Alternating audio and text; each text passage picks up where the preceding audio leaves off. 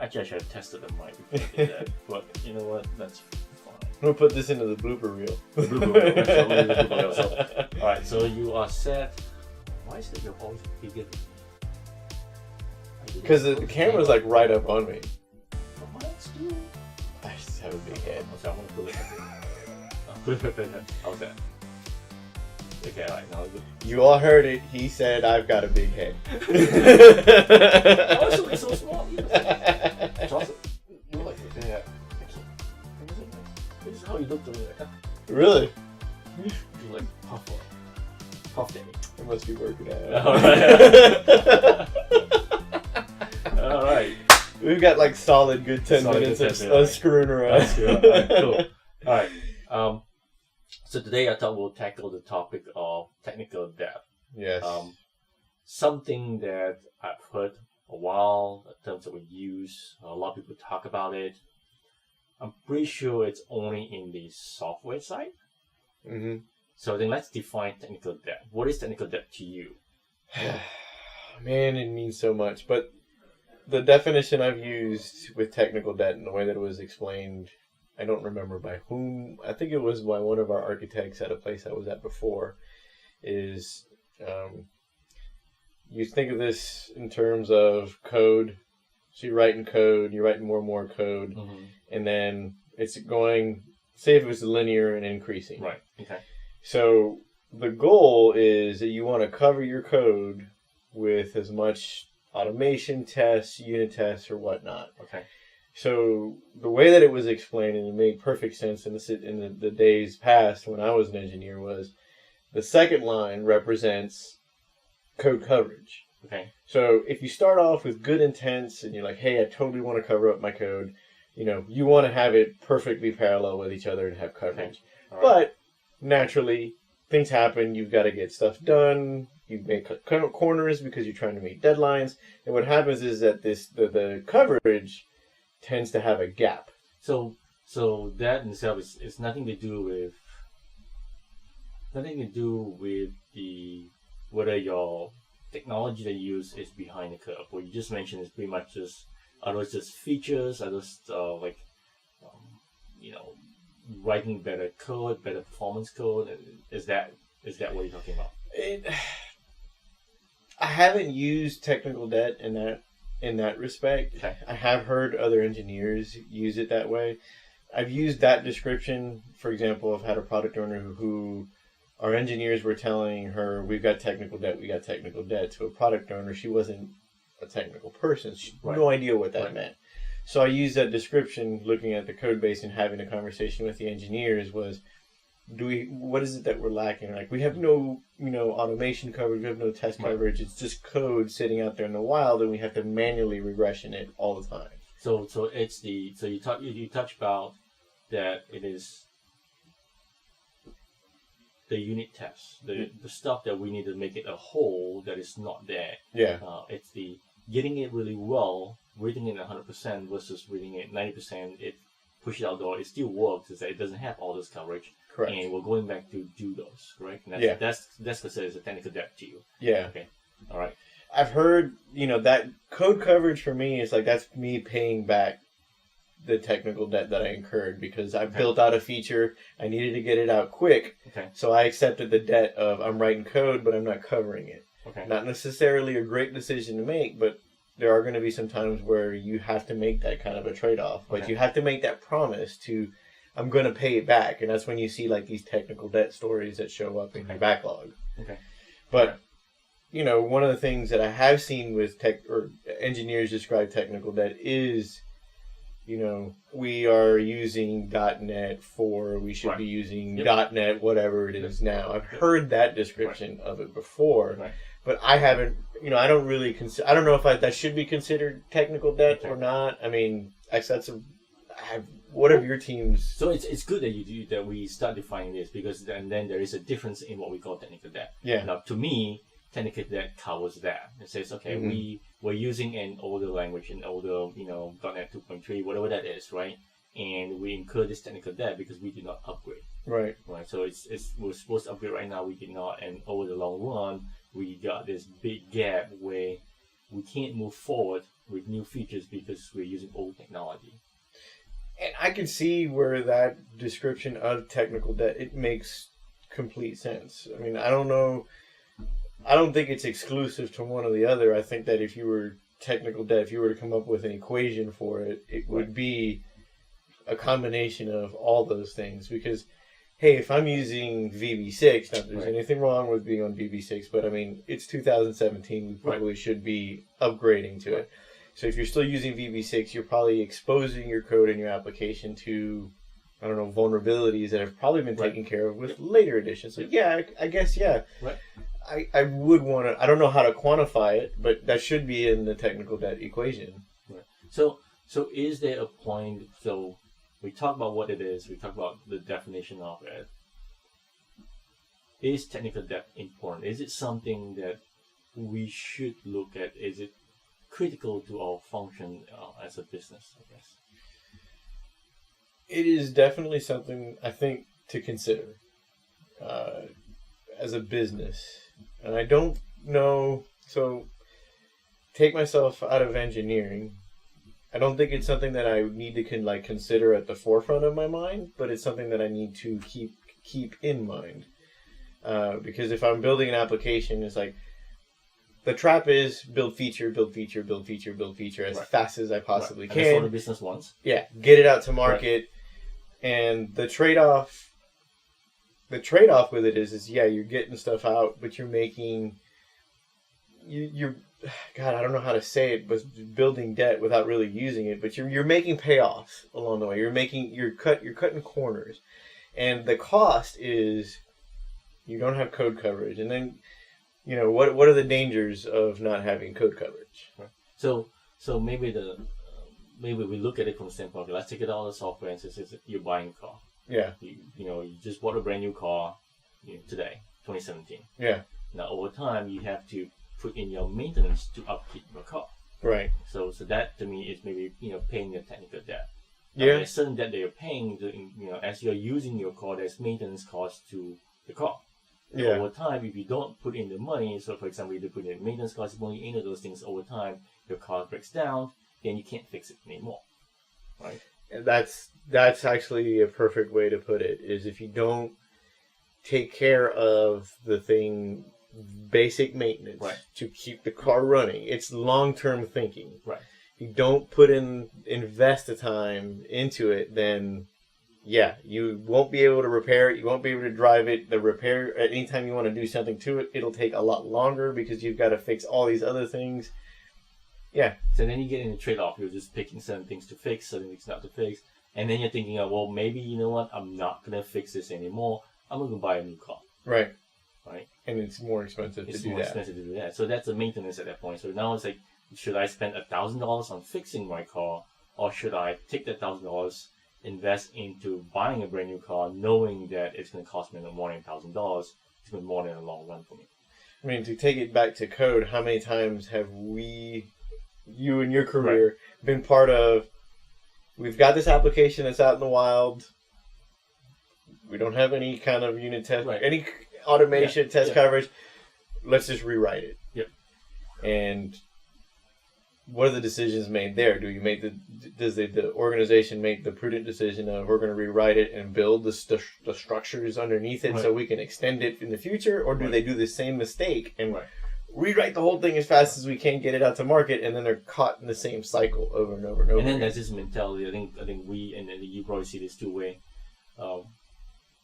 Depending on the goal, right? What is your intention? Are you going to keep your car for the next 2 years, or are you going to keep your car for the next 10 years? Mm-hmm. That determines what you're going to do with it. Now, I see that as where if that information is not provided, right? So, for example, we say, okay, we are going to keep the car for 10 years. And if you have a short, okay, let's reverse that. That's not a good example. So if your intention is to sell the car in 2 years, right? And you have a driver, your wife may be thinking that, hey, I want to drive the car for the next 10 years. Yeah. And for her, then if something's wrong, you want to fix it. You want to do it the right thing. Now, if mine is it's just 2 years, if you don't communicate it, then there is a clash. Yeah. So I see that today as an organization where it feels to me like they have an intention. They are afraid of telling. Like me, I'm afraid of telling my wife that I'm gonna go buy a new car. Right. Right. There's that fear, so they don't tell us. So the business says, "I'm gonna sell the business in 2 years." I really don't care about technical debt at this point. That is right. A very good consideration because if don't advise not taking care of your code base because you always want to be in it. I mean, I guess it depends on your business plan. If your business plan is we're going to write something, sell it in 2 to 3 years, and we're done, and we're good, and then it's somebody else's problem. But so even then then you're picking, right? You're picking the small things to fix in order to prolong the use of the application so it doesn't just fall apart. Yep. You can still use it until it hits that 2-year mark. Yeah. But then here's the other thing. If let's say that you do 2 years and you only put in the very minimal amount of stuff that you've got to do. Purchasing companies looking at your product. Right. Say that they've got a really good architect, and the architect, as part of whatever the due diligence is like, I need to look at the code base. Yep. Looks at the code base and says, great application, we can't extend this because we've got so much tech debt to pay. Right. Does that devalue now what you've put together? Yeah, so it's like, again, going back to the car, right? When I go buy a car, I ask, do you have the service records for the car? Yep. I'll make sure you update. It's a really good analogy, man. I never thought of that. You still look at that. So, but when I've seen businesses where they come in and say, okay, I see it.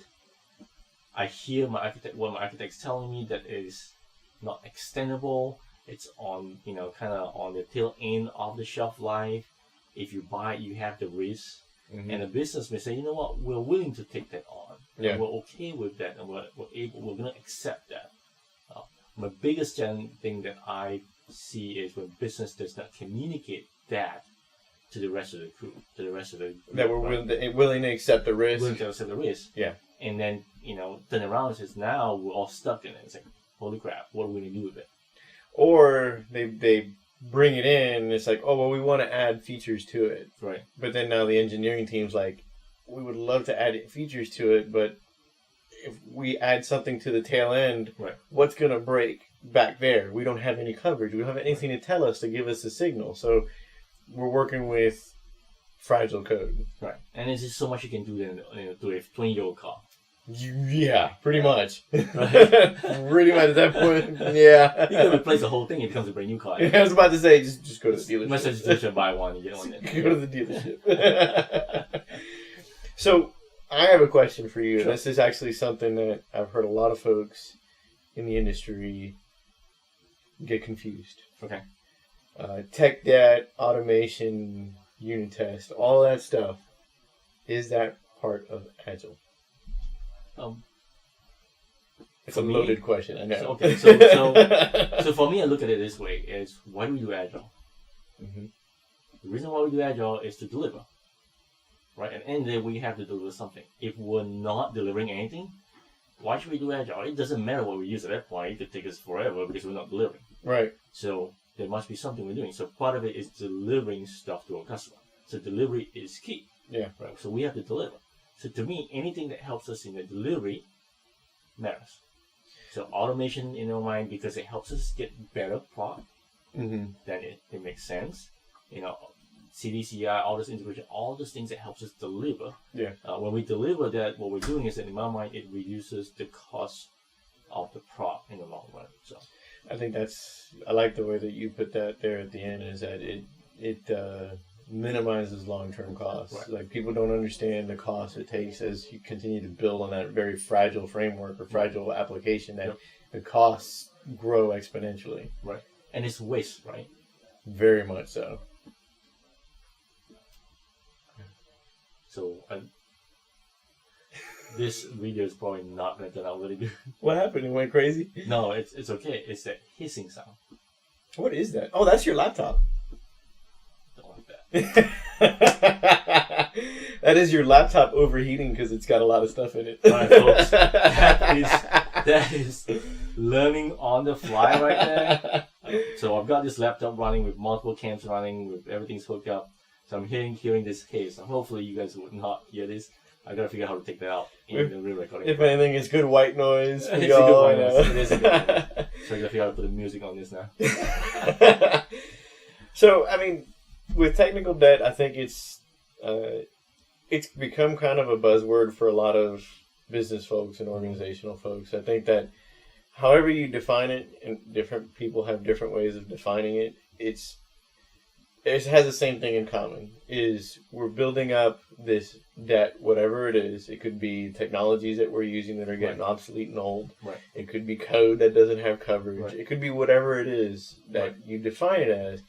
It's something that you've got to keep in mind, and that if you're not keeping up with it, it will inevitably increase your costs long term, and decrease the value of your code base. Right. That's the key point. If I were a coach, a manager, an engineer, that's how I would describe it to whomever was asking. Right. So I think as engineers, I think me being an engineer is thinking in my mind that I want to build the best the longest lasting product there ever is. Yeah. Right.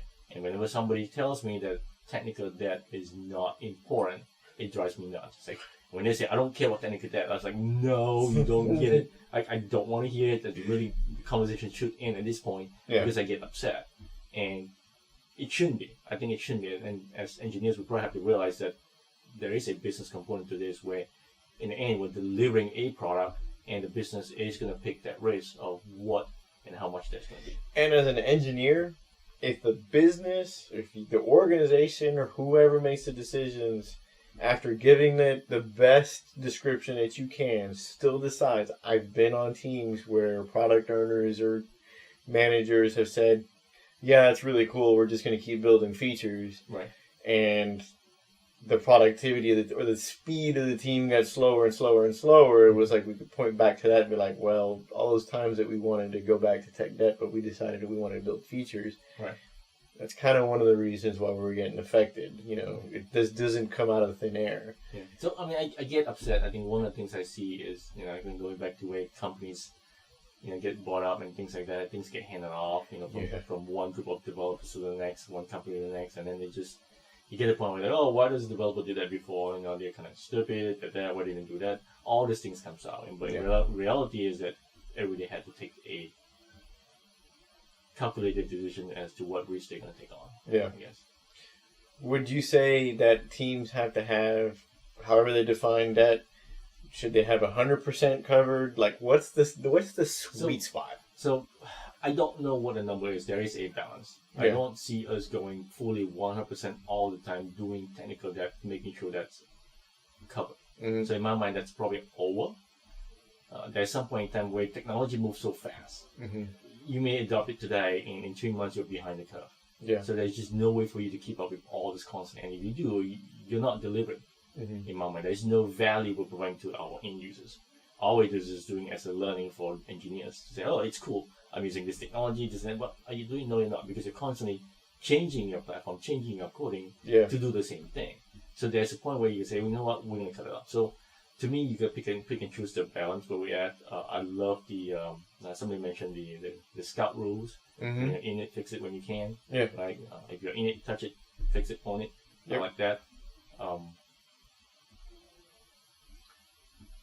I forgot my train of thought on that one. The Boy Scout rule. The Boy Scout rule. Okay, so going past the Boy Scout rule, I think the question you asked was what's the sweet spot? Number? Yeah. So maybe 70-30. 70% is on feature, 30%. Now that's not a hard rule where it says you always have to be 70-30. Maybe across the span of maybe a quarter, you look at everything and say, is it 70-30? And it's a gut feel. Yeah. I've seen some teams use tools, and I know we try to stay away from tool talk, but there's one tool back in my day, and I know that we've talked about it a couple times. I think it's called SonarQube. Okay, yeah. That's something that a lot of organizations. David Hussman showed an application of it many years ago at a talk. Mm-hmm. And it showed how for each service they defined what are their agreements. We want 85% coverage, and they used this tool to ensure that we do have, because it measures lines of code, and then it would actually see the test and see what was covered. So that was how they actually maintain it. And they set like service. It's like a service level agreement. Right. We Right. want 70% coverage. We want Right. 80% coverage. Right. Now, I know that setting up Sonar Cube can be a pain in the neck. I know that a lot of people have had trouble with the So, configuration. The only thing is that when you have tools like that is that you set up 80-20 rules, right? And Yeah. You say, then that's like all the time. Hard and fast. Hard and fast, right? So Yeah. constant all the time. So then you can't adjust. Yep. And there's a point where you need to adjust because there's the business needs to pick and choose. Yeah. Sometimes it's gonna be 80-20. Sometimes, guess what? For that 1 week, you may be more than that. But on average, are you doing 80-20? Yeah. Should those be not hard and fast rules, but those should be like what we aspire to be. So Yeah, if we're I think below it it, we don't want to fall too far Right, below yeah. it, but we want to I think it should aspire be. to I think be it should be something that we aspire to. I think once you put a rule in place, I think you kind of lock in. Yeah. So then there is no room for trying new things. There's no room to move. I mean, you're kind of stuck. Yeah, then you get rid of that flexibility Yeah. that we always push. Like, we got to be flexible to innovate. All right, Tech debt take that. paid off. Paid off. So we are at 21 minutes. Perfect. That's our sweet spot. Sweet spot. All right. I think we're ready to. Yeah, I think that was. I think that was a good good. conversation. Yeah. And we need help from you guys to tell us what you think about tech debt. So more comments, please. Please provide comments, subscribe. If not, you're not going to hear anything from us. No, really. Do that. Please let us know what you want. Tell us really what you want to hear. We got topics in our head. We can go on and on for a lot of other things, but more interested in to hear what you guys want to hear too. Kind of hear your thoughts on that. I would say the challenge is if you watch the video and you make it all the way to the end, or if you skip all the way to the end and you get to this part, give us just 1 or 2 words of a topic that you want us to cover. Drop it into the comments list and we'll run with it. And if you guys have any suggestions on the tools, I'll be happy to learn. All right. Sounds good. I want to wrap it up different today. Give you an opportunity to change. Oh, I haven't even thought of it. So it's still DJ C-Rod for now. All right, this is Master Asian Call and DJ C-Rod. Take care, guys. Till the next time.